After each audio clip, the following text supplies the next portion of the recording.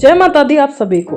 मैं प्रेरणा सरस्वत स्वागत करती हूँ आपका अपने YouTube चैनल माँ दुर्गा चैनल पर। तो आज का जो हमारा विषय है वो है स्वामी विवेकानंद की मृत्यु के रहस्य के ऊपर और क्या कारण बने जिससे उनकी मौत हो गई। इसके मैं आपको ऑथेंटिक प्रूफ भी दूंगी, क्योंकि केवल अफवाहें फैलाना हमारे चैनल का काम नहीं है। सबसे पहले तो ये बता दूं कि स्वामी विवेकानंद बहुत ही उच्च कोटि के सन्यासी थे और ऐसे लोगों को अपनी मृत्यु के बारे में पहले से पता होता है। और कुछ ऐसा ही स्वामी विवेकानंद जी के साथ भी हुआ।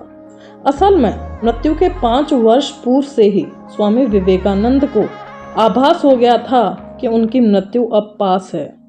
वो पहले से ही अपने शिष्यों से बोलते थे कि मेरा ये शरीर मेरी चेतना को 5 वर्ष से अधिक नहीं रोक सकता। अब मैं बताती हूँ कि मृत्यु से 2 घंटे पहले का सारा वृत्तांत जो राजा गोपाल चट्टोपाध्याय की किताब में लिखा है। तो किताब के मुताबिक विवेकानंद अपनी आखिरी दिनों में वेलूर मठ में ही रहने लगे थे।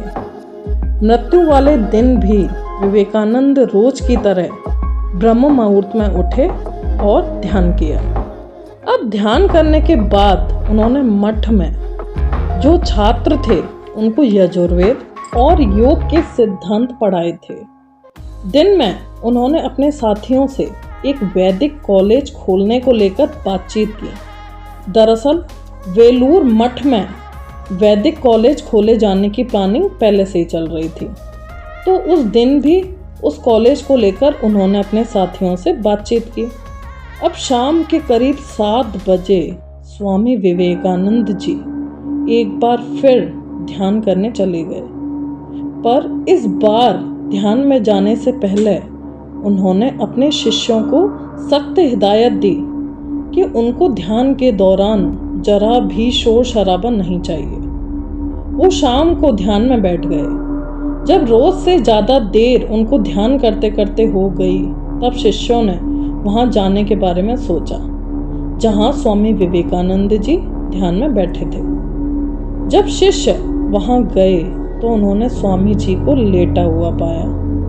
थोड़ी सी हरकत उस समय थी उनकी बॉडी में, पर कुछ ही देर में उनका शरीर शांत हो गया। और उनके शिष्यों ने बताया कि करीब रात के 9:20 पर उन्होंने अपना शरीर छोड़ दिया था। और शिष्यों ने यह भी बताया कि उनकी जो मौत थी वो ब्रह्मरंध्र से प्राण छोड़े जाने की वजह से हुई थी। तो विवेकानंद की मृत्यु के साथ ही उनकी वह भविष्यवाणी भी सत्य साबित हुई जो उन्होंने पहले से ही की थी कि मैं 40 साल से ज़्यादा नहीं जी पाऊंगा।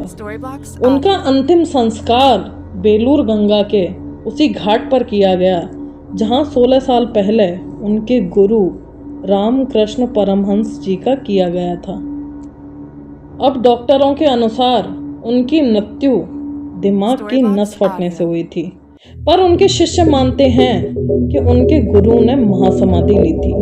कुछ लोग मानते हैं कि नीलावंती ग्रंथ पढ़ने के बाद उनकी मृत्यु हुई थी, पर इसका कोई लिखित प्रमाण नहीं मिलता कि नीलावंती की किताब पढ़ने के बाद ही उनके संग ऐसा हुआ था। पर उनके महासमाधि लिए जाने के बारे में बहुत सारे लिखित प्रमाण हैं। इसी के साथ ये जानकारी यहाँ पे ख़त्म होती है। जय माता दी, हर हर महादेव। अगर आपको हमारा चैनल पसंद आया हो तो चैनल को लाइक, सब्सक्राइब और शेयर करना मत भूलना।